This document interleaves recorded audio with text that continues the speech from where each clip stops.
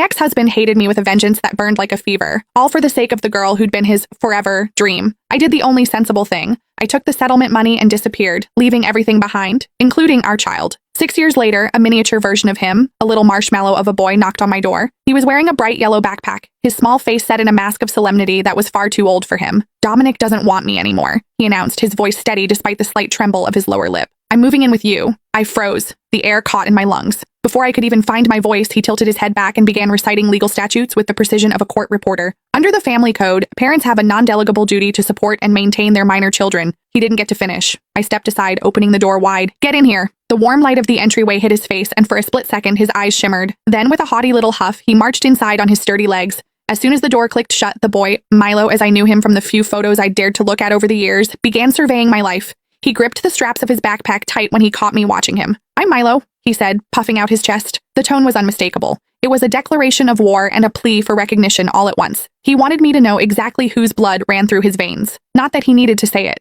With that jawline and those piercing dark eyes, he was a carbon copy of Dominic. When I didn't immediately fall at his feet, he looked slightly deflated. He turned his head away, pouting. I took his backpack, hanging it on the hook by the door, and led him toward the bathroom. "Wash up. Dinner's almost ready." He gave a small, obedient nod.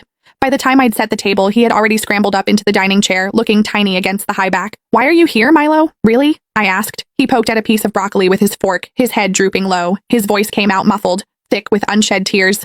"We had a fight. He threw things. He told me to get out, told me never to come back to the estate again. A runaway." I remembered how fiercely the Thorne family had fought for custody, nearly burying me in lawsuits and threats of jail time just to keep me away from him. He was their crown prince. I figured Dominic was probably tearing the city apart looking for him right now. Watching him eat, a lump formed in my throat. I hadn't prepared for guests. It was just a simple stir-fry and soup. Milo was clearly a picky eater. He meticulously picked out every sliver of onion and carrot, but eventually, only the greens were left. He stared at them like they were poison, stole a quick glance at me, and then, with the dramatic resolve of a martyr, closed his eyes and swallowed them whole. The arrogant little prince who had walked in 10 minutes ago was gone, replaced by a kid who was trying so hard to be good that it broke my heart.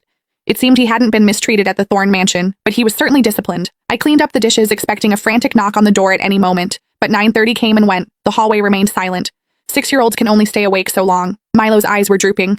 He pulled a pair of dinosaur pajamas out of his bag and looked around my cramped studio apartment. He wrinkled his nose. "Your house is so small. Why is there only one bed? Are we sharing?" he asked, a hint of apprehension in his voice. I glanced at the clock, wondering where the hell Dominic was.